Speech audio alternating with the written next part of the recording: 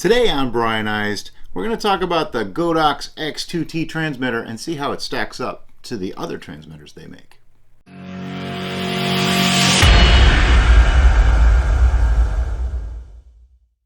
Hi, I'm Brian and thanks for watching Brianized. I'm going to try to stop bouncing on the table so that the camera doesn't shake so much. Anyway, what we have here is the Godox X2t transmitter, and we also have the XPro, and I also have the X1t. Now, they're all different, and they all are actually really solid, reliable transmitters. It's all in the details of how they work, though. When we start looking at, like, let's just start with the oldest one first, right? The X1t. Now, you can tell this has a little S on the front there, which means it's for Sony. When we turn it on, you can see the different channels and groups and things like that. And to change those, you hit the group button, which is right here. Let me get that back in focus for you. And you can see it makes all the groups go through, right? And once you get to one that you want, then you turn the dial and you can make changes to the settings. You have a mode button right here. That lets you change the mode from off to TTL to manual mode. So you can put the setting in directly. To me, it's just a little bit clunky because all the buttons are actually on this side. So when it's on my camera, I want to use this hand to make the adjustments, but that doesn't really work because I'm holding the camera with that hand. So I have to reach over and it just feels kind of clunky and fiddly, and it's a lot of buttons to push to get to those settings. Then we have the X1 Pro, or XPro actually is what it's called. This one is also for Sony, as you can see by the S right there. And when I turn this one on, you can see it's a little bit hard to read on the video here just because of the way that light works versus my exposure for the camera. Maybe when the backlight goes off. There you go. Now that the backlight's off, we can see it a little bit better. It's similar to the other one, but totally different too, because what happens is now you use these buttons here to select your group, and once you do that, well, now you're not going to be able to see it, but you turn this dial right here and it automatically makes those changes. There's also the mode button right there, so I can change between the different modes.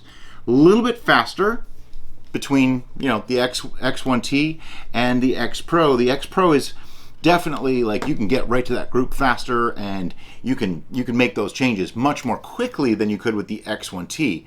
I was using the X1t almost exclusively when I first got it, and then I saw the XPro and said, oh, I gotta have that. I like the fact that it's angled slightly up, so when you have it on your camera, you know, it's at an angle, you can see it a little bit better. I found it to be very useful. I actually thought it was a great transmitter for a very long time. I thought it worked wonderfully. And then they came out with this guy, the X2t, which is an improvement on these two models in every possible way, pretty much. For one, if you look at it, you can see they put the buttons right across the top right there, so it's very easy to get to your group. And then on the back, when I turn this guy on, I find this particular LCD very, very easy to read in dark conditions. I can't really explain why. Your change dial is right here. Now, see, as soon as that backlight comes on, you guys can't read it. I'm really sorry about that. That's just the way cameras work. They can't see everything that our eyes can. But you would hit your group button and just turn that dial. Now, what's neat about that is when I turn this around and put it the way it would be on my camera, those buttons are right here for my left hand to use. All the buttons are right there. The only one that's on the right is the on-off button. That doesn't really bother me so much. And the extra light thing, that they don't work on Sony cameras, so I don't bother with that. Another major difference, though, is actually in the mount. This one uses the, this is the X1t. This uses the standard, the collar kind of thing. You slip it in the hot shoe and you tighten this down. We've been using those things for years and years and years. It's effective. It works. They're boring, and they're not all that sexy, and they're just, I don't know, a little tedious to do sometimes. Sometimes you get it too tight and it's hard to open up, that kind of thing. Well, on this, they actually did the slide and lock type, so it's more like what Canon and Nikon are offering, basically.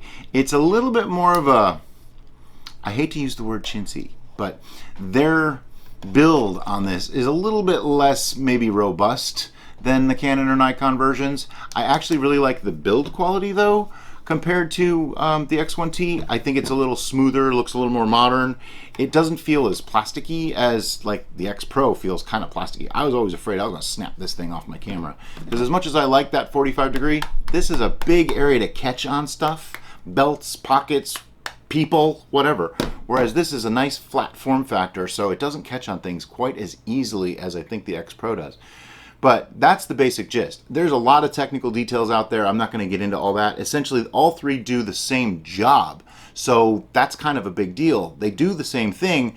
This one, the X2t, just gets you there with less button presses, which, you know, doesn't sound like much. But when you can cut out 3 button presses, that changes everything. Another big deal here, and it won't actually show, but you can change modes simply by pressing it multiple times. It cycles through the modes of that, so you don't even have to use the mode button. The less button presses, the better. I can hit that A button and know I'm choosing my A group, I'm cycling through the modes of that A group, and then all I have to do is turn this little dial and I can change the power of it. To me, that's impressive. That's super quick, very efficient. In the dark, in a fast-moving pace of a wedding, I know that this will get me there faster than either of these other two, but ultimately they're all solid, reliable transmitters that really do the same thing. I've been using it now for about 5 months, and it's the one I reach for.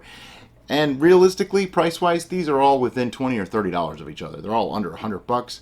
Really easily attainable, not expensive equipment at all, and wow, I can't recommend them enough at this point. So thanks for watching. Have a great day.